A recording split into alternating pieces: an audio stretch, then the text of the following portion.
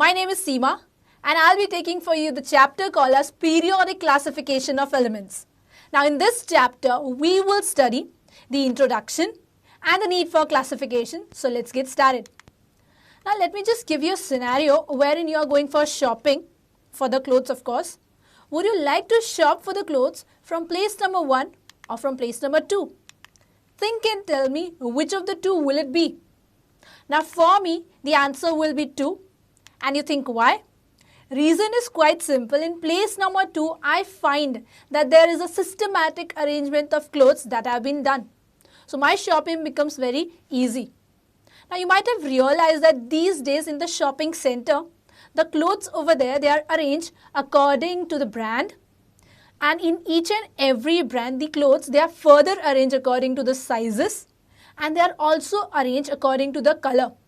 So I can pick that one particular size, one particular brand and one particular colored cloth that easily, and my task is done. Now let us try to change the scenario and let us say that this time you are going for the shopping of books and not clothes. Now would you like to shop for your books from place number 1 or from place number 2? Again, think deeply and tell which of the two will it be. For me, again, the answer remains place number 1. And you think why? Reason is still the same. In place number 1, I find that there is a systematic arrangement of books that have been done. So it becomes very easy for me to pick that one book. Why? Because you might have noticed that nowadays in the modern libraries, the books over there, they are arranged as per the genres. They are arranged according to the name of the author. And even the name of the author, they are arranged in alphabetical manner. So it becomes quite easy to pick that one book. But you might be wondering that in chemistry, how am I relating to the systematic arrangement again and again? The reason for the same will be unfolded in a short while. Now, if you are talking about chemistry, the most fundamental matter in chemistry is known as the element. So, what exactly are these elements? An element is defined as a type of matter which is composed of only one kind of substance.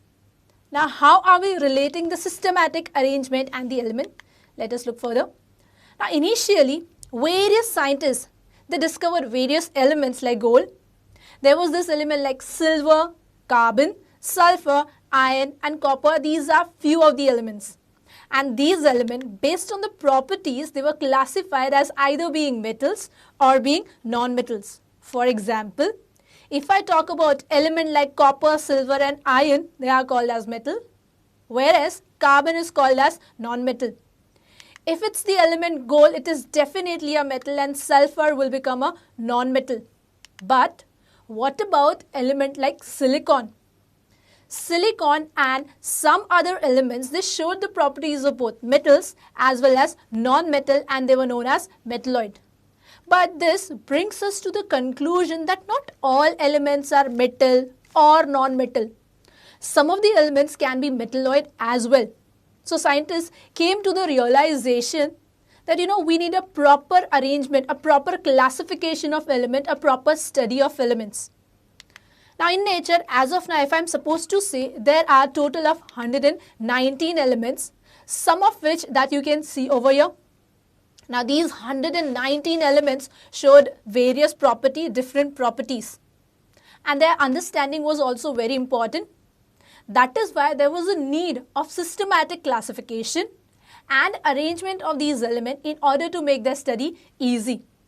And this is what we are going to study in this chapter, that is periodic classification. So let us move ahead and let's study efforts of classification in this chapter called as periodic classification of elements.